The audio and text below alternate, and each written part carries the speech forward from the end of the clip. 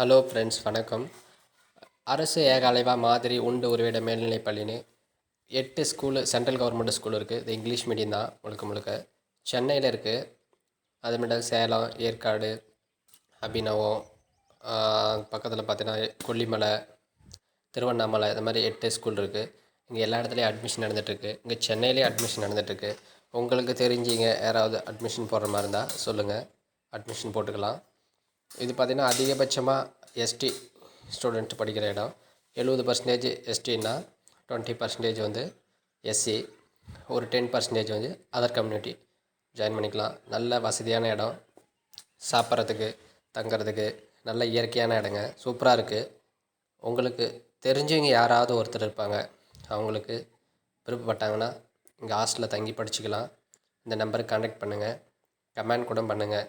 உங்களுக்கு ஏதாவது தேவையானுன்னா நான் சொல்கிறேன்.